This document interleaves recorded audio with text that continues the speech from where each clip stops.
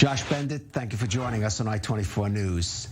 Now, let me ask you, when Foreign Minister Lapid went to Dubai and toured the Expo grounds, we actually got a glimpse, a little preview of the Israel Pavilion there. We saw this very striking structure, more like an arch than a sort of building. Explain the concept behind the pavilion.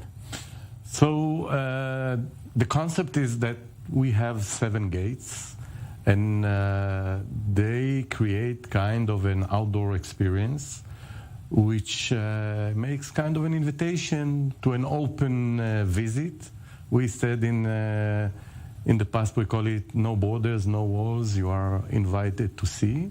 And the concept is that even if you don't go in, you can see our messages. Actually, the point of view of walking in front of the pavilion is the best way to see our values there. Of course, we have also inside the main show to have, you know, a deeper and more emotional for the captive audience, but this is the idea behind. Right. Now, the sub-themes of the Expo are opportunity, mobility, and sustainability. Was there an effort to try to interact with those themes in the Israeli pavilion?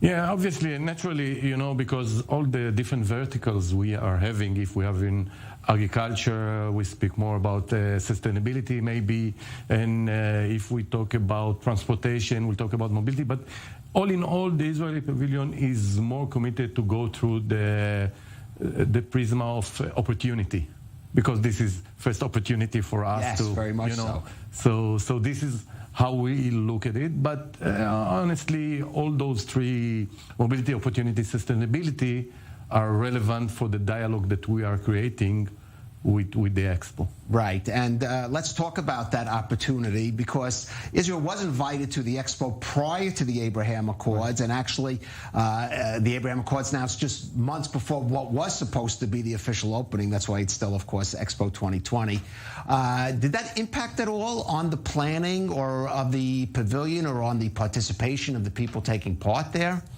So, as you know, we have been invited before the Abraham Accords. It just opened up and make the procedure more easier to travel from just the mere fact that we have direct flights and everything. But more than that, honestly, they hugged us and welcomed us in a very warm way. Even before the Abraham. Even before, definitely even before. Like, it was amazing and very emotional for us. And once we had the Abraham Accords, it's like everybody came to hug. Right. The American and the French, it's become like... Well, that's what I'm going to ask you, because it was unique for Israel to have a pavilion in the United Arab Emirates at a time when it wasn't having diplomatic relations. But now suddenly it's kind of like a headline event because of what's happened there. So just, if not the content, the sort of the attitude of the people to the pavilion perhaps has changed somewhat. Yeah, you know, even companies we approach, you know, in PR, in other aspect that we're looking, you know, to operate the pavilion. So naturally it was more easier once we have, you know, like a formal relationship. You think about practicality, like banks, money transfer and stuff like this. All these become very available. But the word opportunity, again, the narrative of opportunity is, again, everybody's feeling there is a big opportunity between Israel, the Emirates, and the rest of the world. Right. Now, you said they were welcoming even before the Abraham Accords, but describe what it was like working with the Emiratis on a project as an Israeli, going there, and how that interaction went. In the beginning, you don't know.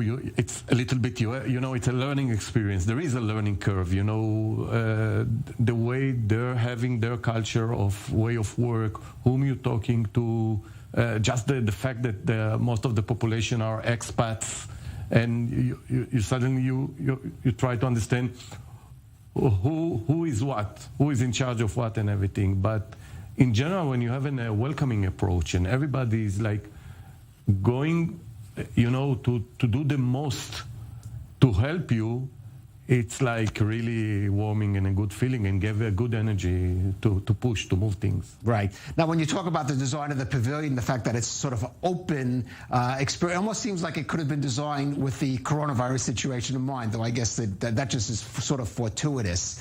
But I know there are also events that are being planned to take place there. Talk about the events and then talk about also the impact or not, depending, the situation is fluid, that for example, the coronavirus may have.